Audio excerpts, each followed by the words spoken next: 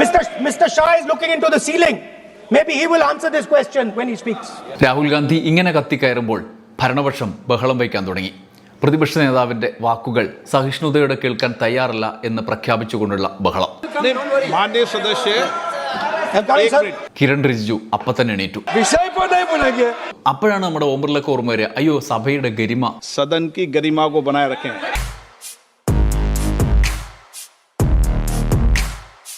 നമസ്കാരം.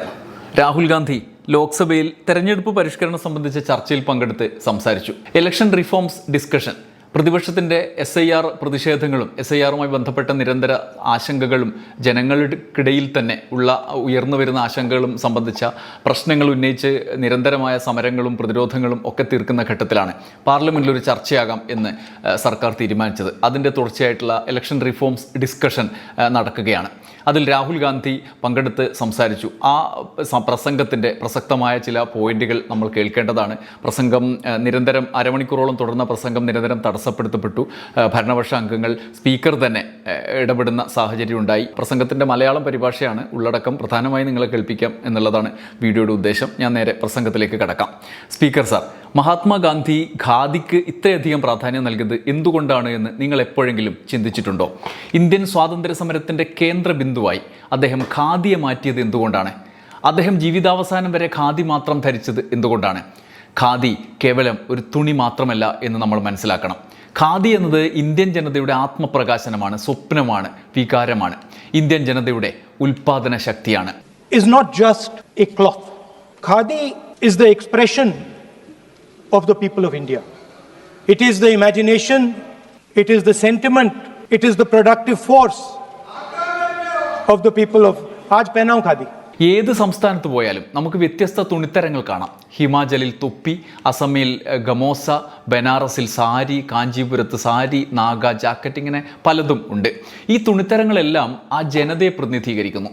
അസം ജനത നിങ്ങൾക്ക് ഗമോസ നൽകുമ്പോൾ അവർ ഒരു തുണി മാത്രമേ തരുന്നുള്ളൂ എന്ന് നിങ്ങൾ വിചാരിക്കേണ്ട. അവർ ആ തുണി മാത്രമല്ല തരുന്നത്, അവരുടെ ചരിത്രം, പാരമ്പര്യം, ഭാവി, സ്വപ്നം അതെല്ലാം നൽകുകയാണ്. നാഗകൾ തങ്ങളുടെ ജാക്കറ്റ് നമ്മെ ധരിപ്പിക്കുമ്പോഴും അതേ കാര്യമാണ്.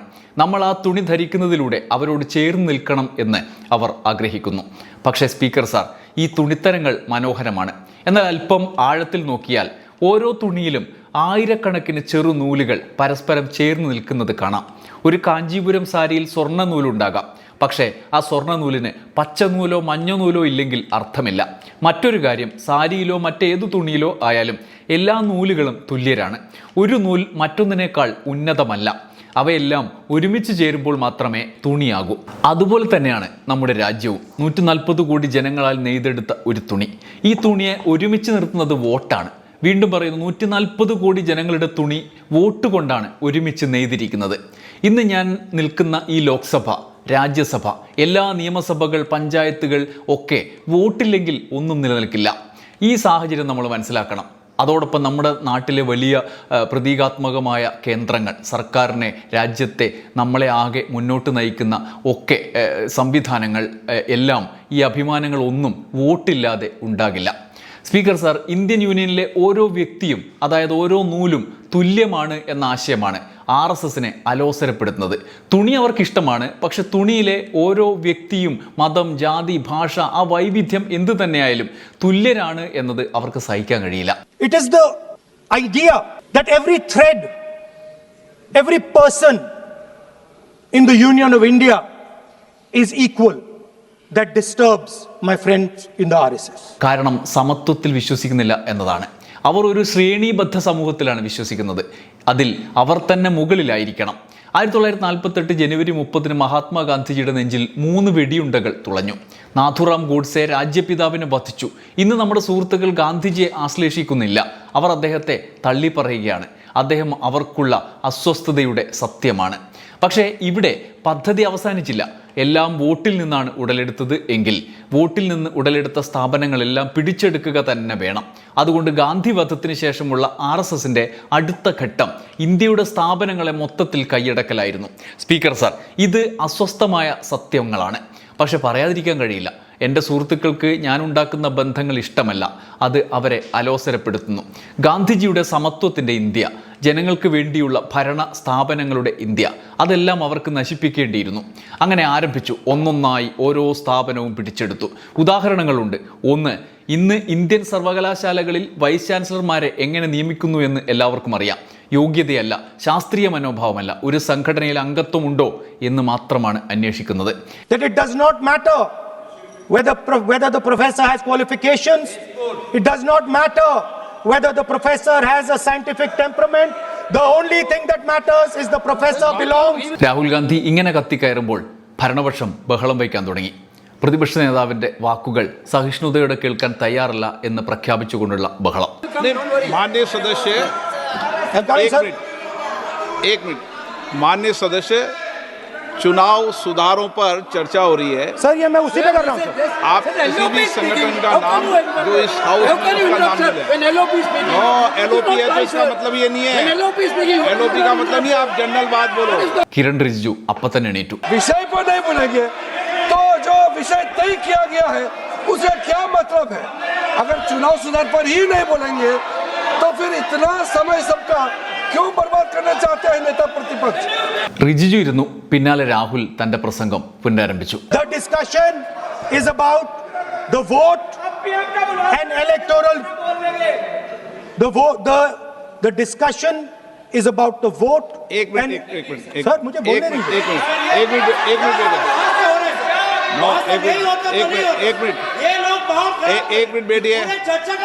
बैठिए.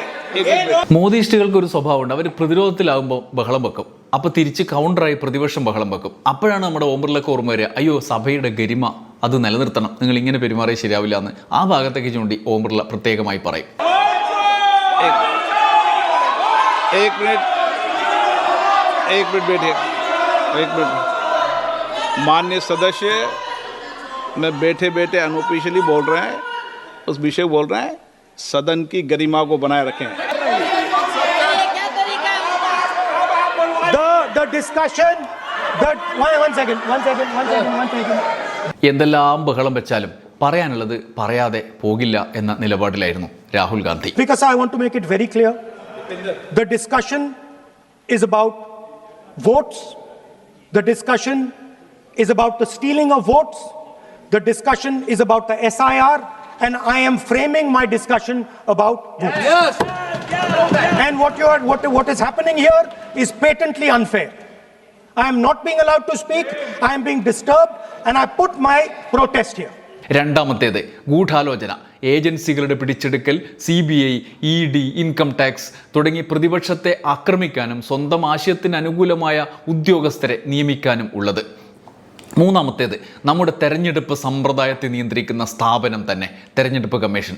ഞാനിത് തെളിവില്ലാതെ പറയുന്നില്ല. തെരഞ്ഞെടുപ്പ് കമ്മീഷൻ അധികാരത്തിലുള്ളവരുമായി കൂട്ടുനിൽക്കുന്നു എന്നതിന് മതിയായ തെളിവ് ഇതിനോടകം തന്നെ ഞാൻ നൽകിയിട്ടുണ്ട്. 3 ചോദ്യങ്ങൾ മാത്രമാണ് ചോദിക്കാനുള്ളത്. ഒന്ന്, തെരഞ്ഞെടുപ്പ് കമ്മീഷണർമാരെ തെരഞ്ഞെടുക്കുന്ന പാനലിൽ നിന്ന് ചീഫ് ജസ്റ്റിസിനെ എന്തിന് നീക്കം ചെയ്തു?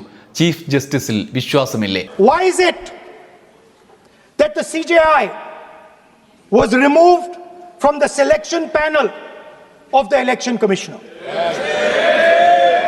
What motivation could there be to remove the CJI? Do we not believe in the CJI? Of course we believe in the CJI. Why is he not in that room? I sit in that room. It is so-called a democratic decision. On one side, Prime Minister Narendra Modi and Mr. Amit Shah. On the other side, the leader of the opposition. I have no voice in that room. What they decide is what happens. So the first question, why is the Prime Minister and Amit Shah so keen on choosing exactly who the election commissioner is going to be? 2023 ഡിസംബറിൽ ഈ സർക്കാർ നിയമം മാറ്റി ഒരു തെരഞ്ഞെടുപ്പ് കമ്മീഷണറും തൻ്റെ കർമ്മങ്ങൾക്ക് ശിക്ഷിക്കപ്പെടില്ല എന്ന് ഇമ്മ്യൂണിറ്റി ഇതുവരെ ഒരു പ്രധാനമന്ത്രിയും ഇങ്ങനെ ചെയ്തിട്ടില്ല. എന്തിനാണ് ഈ സമ്മാനം? Second question, and even more devastating question. No Prime Minister has done this in the history of India. In December 2023, this government changed the law. They changed the law to make sure that no election commissioner could be punished for any action they take while they are election commissioner. Yes. Immunity. Why would the Prime Minister and Home Minister give this gift of immunity to the election commissioner? Why would they need to give this tremendous gift that no Prime Minister has given ever before to the election commissioner? Yes. Mr. Shah is looking into the ceiling. Maybe he will answer this question when he speaks. 3. CCTV footage തെരഞ്ഞെടുപ്പിന് 45 ദിവസം കഴിഞ്ഞാൽ നശിപ്പിക്കാൻ അനുവദിക്കുന്ന നിയമം എന്തിന്? ഡാറ്റയുടെ പ്രശ്നമല്ല, തെരഞ്ഞെടുപ്പ് മോഷ്ടിക്കാനാണ്, vote മോഷ്ടിക്കാനാണ്. And finally, why was the law with regards to CCTVs and the data that they contain changed? എന്താണ് ഈ സ്ഥാപനങ്ങൾ പിടിച്ചെടുക്കുന്നതിൻ്റെ ഫലം? പ്രധാനമന്ത്രിയുടെ ഷെഡ്യൂളിനനുസരിച്ച് 4-5 മാസം നീളുന്ന തെരഞ്ഞെടുപ്പ് പ്രചരണം. ഹരിയാനയിൽ ഒരു ബ്രസീലിയൻ സ്ത്രീയുടെ പേര് 22 തവണ വോട്ടേഴ്സ് ലിസ്റ്റിൽ, ഒരു ബൂത്ത് ഒരു സ്ത്രീയുടെ പേരിൽ 200-ലധികം തവണ ഒരു ബൂത്തിൽ. ഉത്തർപ്രദേശിൽ നിന്നുള്ള BJP നേതാവ് ഹരിയാനയിൽ വോട്ട് ചെയ്യാൻ വരുന്നു. ബീഹാറിൽ SIRന് ശേഷവും 1.22 ലക്ഷം ഡ്യൂപ്ലിക്കേറ്റ് ഫോട്ടോകൾ. ഈ ചോദ്യങ്ങൾക്ക് തെരഞ്ഞെടുപ്പ് കമ്മീഷൻ ഇന്നുവരെ ഉത്തരമില്ല. തെരഞ്ഞെടുപ്പ് പരിഷ്കരണത്തിന് വേണ്ടത് വളരെ ലളിതമായ കാര്യങ്ങളാണ്. 1. തെരഞ്ഞെടുപ്പിന് 1 മാസം മുമ്പ് എല്ലാ പാർട്ടികൾക്കും മെഷീൻ റീഡബിൾ വോട്ടർ ലിസ്റ്റ് നൽകുക. 2. CCTV ഫൂട്ടേജ് നശിപ്പിക്കാനുള്ള നിയമം പിൻവലിക്കുക. 3. EVMന്റെ ആന്തരിക ഘടന പരസ്യമാക്കുക. ഇവയാണ്. നമ്മുടെ വിദഗ്ധർക്ക് EVM പരിശോധിക്കാൻ അനുവാദം നൽകുക. 4. തെരഞ്ഞെടുപ്പ് കമ്മീഷണർക്ക് പൂർണ്ണ ഇമ്മ്യൂണിറ്റി നൽകുന്ന നിയമം റദ്ദാക്കുക. ആ നിയമം ഒരിക്കൽ റദ്ദാക്കും, മുൻകാല പ്രാബല്യത്തോടെ തന്നെ. ഓർത്തോളൂ, ഇന്ത്യ ലോകത്തിലെ ഏറ്റവും വലിയ ജനാധിപത്യം രാജ്യം മാത്രമല്ല, ഏറ്റവും മഹത്തായ ജനാധിപത്യം ഉള്ള രാജ്യം കൂടിയാണ്. ഏറ്റവും കൂടുതൽ ജനങ്ങൾ, ഭാഷകൾ, വൈവിധ്യം, ഇങ്ങനെ മഹത്തായ രാജ്യത്തെ ഒരുമിച്ച് നിർത്തുന്നത് വോട്ടാണ്. ആ വോട്ടിനെയാണ് ഇവർ ആക്രമിക്കുന്നത്, നശിപ്പിക്കുന്നത്. അവസാനം പറയട്ടെ, ഏറ്റവും വലിയ ദേശദ്രോഹ പ്രവൃത്തി വോട്ട് മോഷ്ടിക്കലാണ്. വോട്ട് നശിപ്പിക്കുമ്പോൾ നിങ്ങൾ ഇന്ത്യ എന്ന തുണിയെ, ആധുനിക ഇന്ത്യയെ, ഇന്ത്യ എന്ന ആശയത്തെ തന്നെ നശിപ്പിക്കുകയാണ്. വോട്ട് ചോരിയാണ് ദേശവിരുദ്ധ പ്രവൃത്തി. എതിർബെഞ്ചിലുള്ളവർ ദേശവിരുദ്ധ പ്രവൃത്തി ചെയ്യുന്നവരാണ് sir. There is no bigger anti-national act that you can do than vote chori. Because when you destroy the vote, you destroy the fabric of this country. You destroy modern India, you destroy the idea of India. So I'd like to conclude by saying vote chori is an anti-national act, and those across the aisle are doing an anti-national act. Thank you. അരമണിക്കൂർ നീണ്ട പ്രസംഗത്തിലെ ഏറ്റവും പ്രസക്തമായ പോയിന്റുകളാണ് നമ്മൾ ചൂണ്ടിക്കാണിച്ചത്. ഒരുപക്ഷെ ഇന്ത്യയാകെ ചർച്ച ചെയ്യപ്പെടുന്ന SIR പല സംസ്ഥാനങ്ങളിലും ആശങ്കയോടെ എപ്പോൾ വരുമെന്ന് ജനം ഉറ്റുനോക്കുന്ന SIR അതിപ്പോൾ ബംഗാളും കേരളവും കടന്ന് പോകാനുള്ള തയ്യാറെടുപ്പിലാണ്. കേരളത്തിൽ ഡേറ്റൊക്കെ ഒന്ന് കിട്ടിയിട്ടുണ്ട്. പക്ഷേ അപ്പോഴും ആശങ്കപ്പെടുന്ന ചില കാര്യങ്ങൾ അവശേഷിക്കുന്നുണ്ട്. അത് ബീഹാറിൽ നിന്ന് ആരംഭിച്ച ആശങ്കയാണ്. ജനം വോട്ടേഴ്സ് ലിസ്റ്റിൽ നിന്ന് തള്ളപ്പെടുന്ന കാലം എങ്ങനെയാണ് ഇത്ര പെട്ടെന്ന് ആഗതമായത്? നമ്മൾ ആഗ്രഹിക്കാതെ നമ്മുടെ പേര് പെട്ടെന്നില്ലാതാകുന്ന സാഹചര്യം എങ്ങനെ ഉണ്ടാകുന്നു?